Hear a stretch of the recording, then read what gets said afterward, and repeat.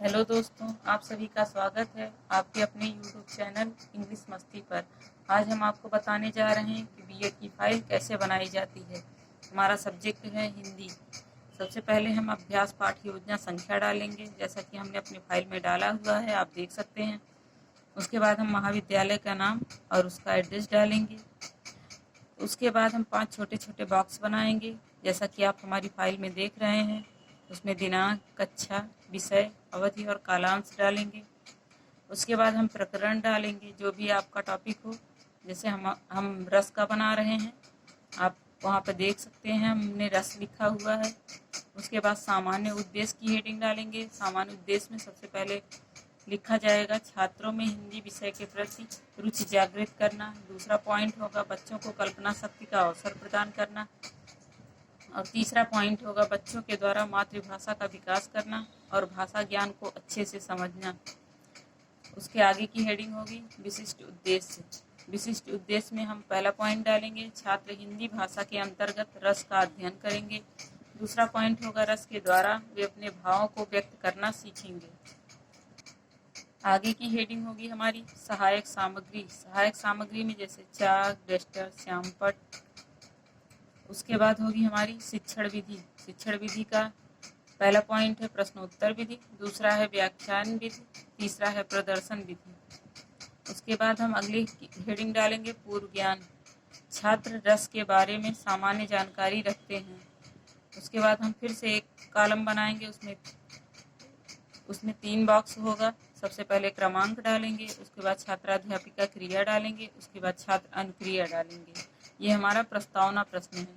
पहला पॉइंट बच्चों ऋतुएं कितनी होती हैं, तो बच्चे जवाब देंगे 3। दूसरा पॉइंट कौन कौन सी होती हैं, जाड़ा, गर्मी और बरसात। तीसरा क्वेश्चन गर्मी में हम किन किन चीज़ों का सेवन करते हैं, शरबत। चौथा क्वेश्चन शरबत की पर्यायवाची क्या होती है, रस। पांचवा क्वेश्चन रस के बारे में आप क्या जानते हैं। बच्चे मौन रहेंगे। यही हमारा समस्यात्मक प्रश्न होगा। अंत में उद्देश्य कथन हम लिखेंगे। उद्देश्य कथन में बच्चों आज हम रस के बारे में विस्तृत अध्ययन करेंगे। आगे की हेडिंग होगी हमारी प्रस्तुतिकरण। उसमें क्रम संख्या डालेंगे, शिक्षण बिंदु और उसके बाद छात्राध्यापिका क्रिया, छात्र छात्रा क्रिया, श्यामपट्ट कार्य। शिक्षण बिंदु में सबसे पहला क्वेश्चन होगा छात्र रस के बारे में अध्ययन करेंगे। उसके बाद पहला क्वेश्चन है रस किसे कहते हैं, रस का अर्थ क्या होता है। छात्राध्यापिका क्रिया में जो चखा जाए या जिसका आस्वादन किया जाए अथवा जिससे आनंद की प्राप्ति हो उसे रस कहते हैं। उसके बाद छात्र छात्रा क्रिया में छात्र ध्यान पूर्वक सुनेंगे।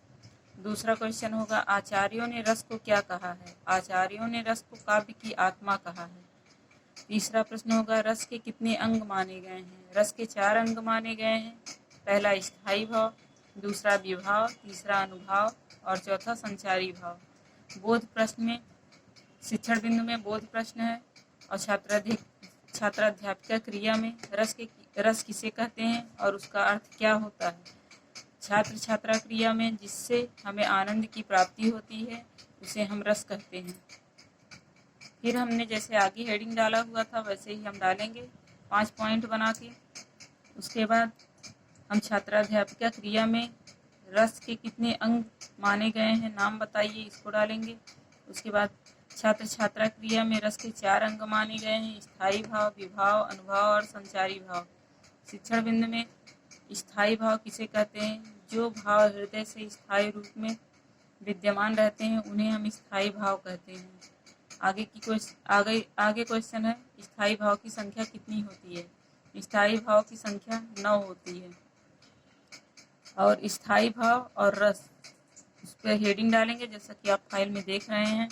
स्थायी भाव के सामने रति, रस श्रृंगार, हास का श्रृंगार हास्य है, शोक का करुण रस है, क्रोध का रौद्र है, उत्साह का वीर है, भय का भयानक है, जुगुस्सा का विभत्स है, विस्मय का अद्भुत है, निर्वेद का शांत है। 2 रसों को बाद में जोड़ दिया गया है। पहला है वात्सल्य रस और दूसरा है भक्ति रस। फिर हम आगे के जैसे ही 5 कॉलम बनाएंगे। उसके बाद हम पहला क्वेश्चन शिक्षण बिंदु में लिखेंगे विभाव किसे कहते हैं? छात्राध्यापिका क्रिया में जिसके कारण हृदय को रस प्राप्त होता है उसे विभाव कहते हैं। विभाव कितने प्रकार के होते हैं? विभाव 2 प्रकार के होते हैं, आलंबन विभाव और उद्दीपन विभाव। आलंबन विभाव किसे कहते हैं? जिस व्यक्ति या वस्तु के प्रति मन में रति आदि स्थायी भाव उत्पन्न होते हैं उसे आलंबन विभाव कहते हैं। और आगे उद्दीपन विभाव किसे कहते हैं? जो आलंबन द्वारा उत्पन्न भाव को उद्दीप्त करते हैं उन्हें उद्दीपन विभाव कहते हैं, जैसे भय को उद्दीप्त करने के लिए सिंह का गर्जन इत्यादि। बोध प्रश्न में हम आगे की वही प्रश्न फिर से दोहराएंगे, जैसा कि स्थायी भाव की संख्या कितनी होती है? तो 9 होती है। वात्सल्य और भक्ति रस को बाद में जोड़ दिया गया है।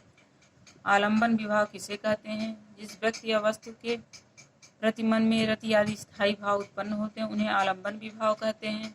अब आगे हमारा क्वेश्चन है, अनुभाव किसे कहते हैं? स्थायी भाव के जागृत होने पर आश्रय की बाह्य चेष्टाओं को अनुभाव कहते हैं, जैसे डर बस रोगटे खड़े हो जाना, कांपना, पसीने से तर हो जाना। आगे का क्वेश्चन है, संचारी भाव किसे कहते हैं? संचारी भाव अस्थिर मनोविकारों, पानी के बुलबुलों की भांति बनते और बिगड़ते रहते हैं, इन्हें संचारी भाव कहते हैं। संचारी भाव किसी भी रस में हो सकता है। संचारी भाव को व्यभिचारी भाव भी कहा जाता है।